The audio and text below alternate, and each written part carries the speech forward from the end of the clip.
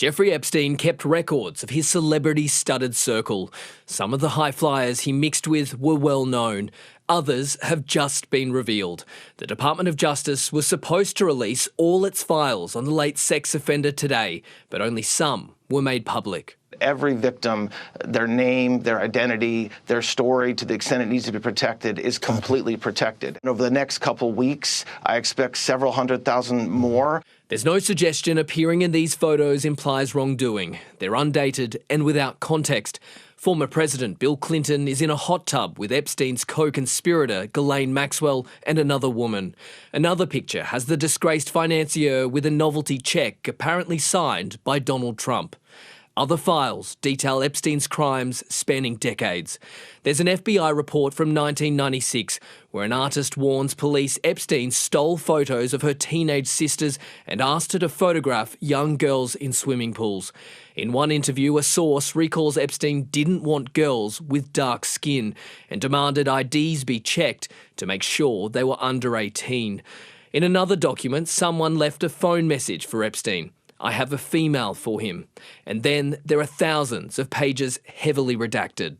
Exactly what we expected. A lack of justice, delayed accountability, denial of transparency. The partial release violates the law passed by Congress, compelling the Justice Department to publish all files by today's deadline. We could refer Justice Department officials for criminal prosecution if it looks like they have engaged in excessive redaction or tampering. The White House has declared no president has done more for Epstein victims and survivors than Donald Trump. But today's announcement won't alleviate the pressure on his administration for more transparency on Jeffrey Epstein. On deadline day, he made multiple appearances, but there was not a single mention of the files. I don't want to be asking questions having to do with anything else.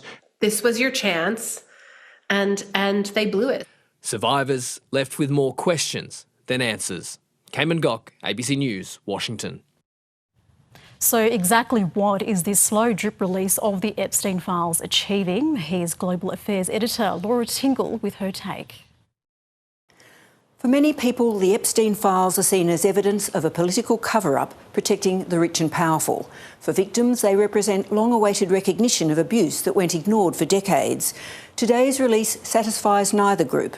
The documents include numerous photos of former President Bill Clinton, but nothing seriously incriminating.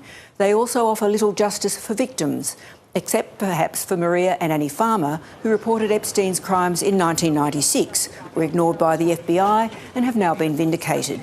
The timing of the release, alongside a US airstrike on Syria, has fuelled scepticism about political distraction. The heavy redactions raise further doubts, and the release is unlikely to satisfy either Donald Trump's critics or his supporters that the powerful are being held to account.